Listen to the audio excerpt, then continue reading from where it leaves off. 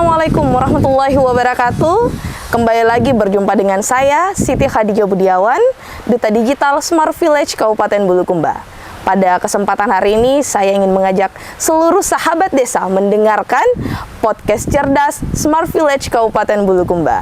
Nah, pembahasan kita pada sore hari ini di tengah-tengah nuansa pantai Panrangluhu, Desa Bira, saya mengajak teman-teman mendengarkan tema diskusi kita, yaitu adalah kemiskinan ekstrim.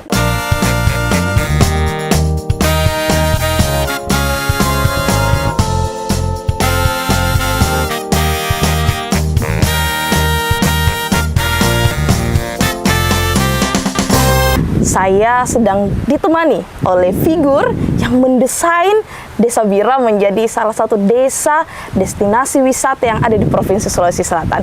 Yuk sama-sama kita kenalan dengan Bapak Kepala Desa, Bapak Murlawa SE. Beliau adalah figur yang memajukan desa wisata ini. Apa kabar Bapak? Alhamdulillah baik. Bagaimana memimpin Desa Bira? Ya, sesuatu yang memerlukan sebuah seni dalam artian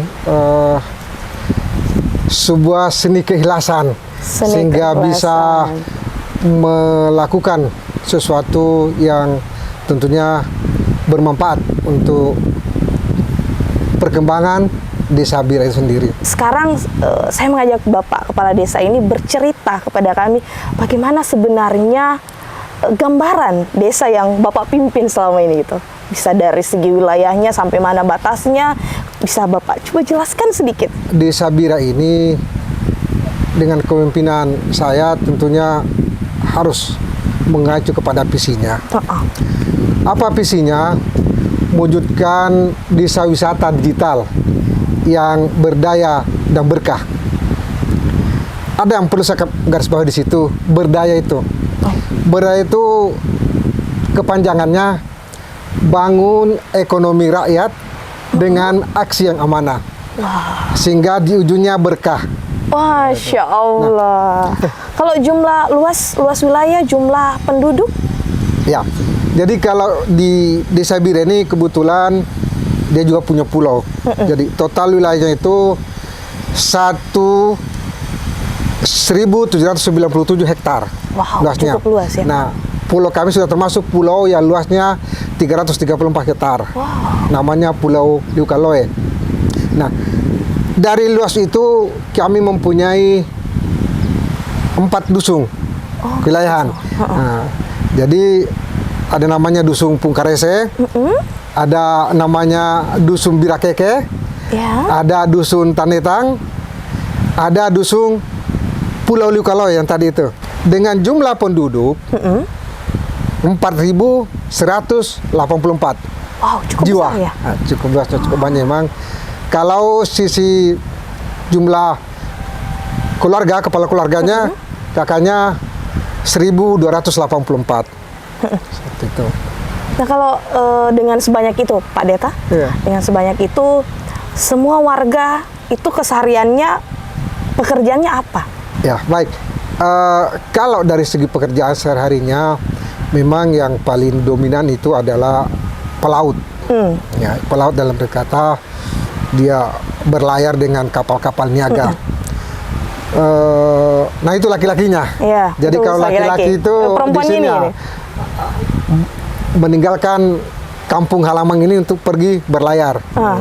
Nah, kalau perempuannya itu dia tetap melanjutkan pekerjaan-pekerjaan yang memang menjadi turun-temurun, yaitu bertenung. Oh, di sini ya, bertenung. Jadi ada khasnya tenun bira.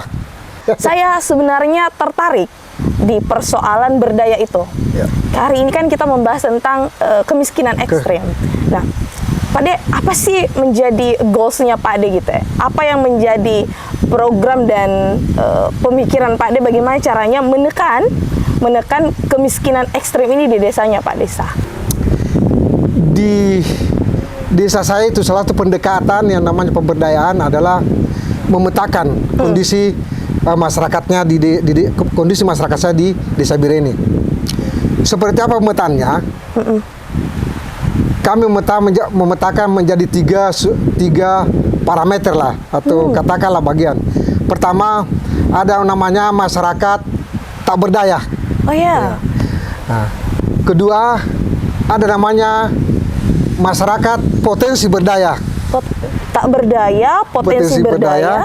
Dan ketiga ada masyarakat berdaya. Oh, jadi dia punya 3 Ya, tuntunan ya, tidak, Pak? Oh iya. tiga pendekatan dalam hal memberdayakan masyarakat sendiri. Pak Dem, kan tadi membahas tentang UMKM, gitu ta? Produk-produk. Iya, iya. Mungkin bisa dijelaskan atau disebutkan apa saja sih produk UMKM lokal, sampel makanan atau Iya. apapun itu minuman dari khas dari Bira yang bisa kemudian teman-teman masuk ke dalam kawasan Bira sudah bisa menikmati membawa pulang itu.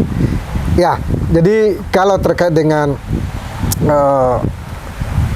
UKM ini yang kegiatannya memang alhamdulillah kemarin melalui Dekranasda, Oh, ya betul. Dewan Kerajinan Daerah ya. Iya.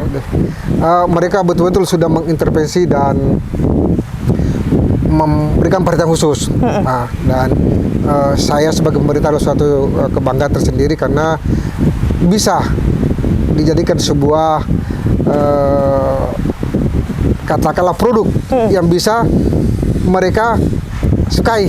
Betul. Nah, karena kalau sudah masuk di Dekranasda ini sudah luar biasa itu. Betul. Nah, itu dengan segala produk-produk yang ada, kita mencoba memperkenalkannya secara struktural. Karena kalau secara natural itu sudah berjalan seperti biasa, tapi kita mau supaya bisa go. Iya, marketnya ini lebih luas lagi. Luas lagi, kita melakukan pendekatan struktural melalui tadi yang namanya Dekranasda itu. Nah, Pak Dem, bagaimana program apa yang di luar dari kementerian ya, ini inisiatif atau inovatifnya Pak D untuk menekan angka kemiskinan ekstrem ini di desa Bira ini? Makasih. Ini memang sebelumnya mungkin tidak bisa berlaku untuk semua desa. Iya, betul. Tapi bagi desa Bira dengan pendekatan yang tadi itu memetakan kondisi masyarakat, mulai dari tak berdaya, Iya. kemudian potensi berdaya dan berdaya. Saya fokus untuk memberikan suatu treatment tersendiri di yang namanya potensi berdaya. Karena potensi berdaya ini kita harapkan dia berdaya. Yaitu tadi bahwa bagaimana kita bisa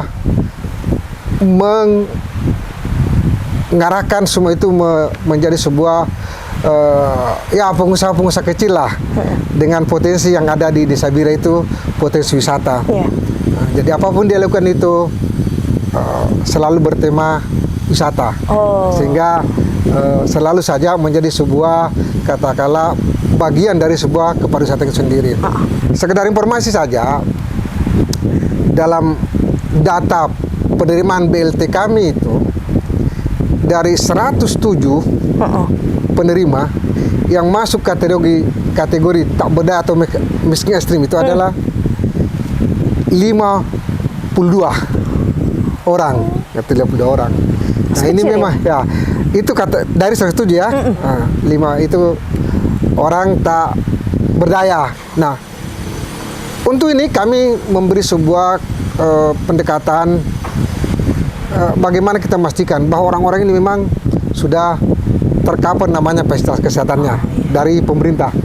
Jadi BPJS itu harus menjadi sebuah jaminan, harus ada dimiliki BPJS pemerintah. Sehingga pada saat nanti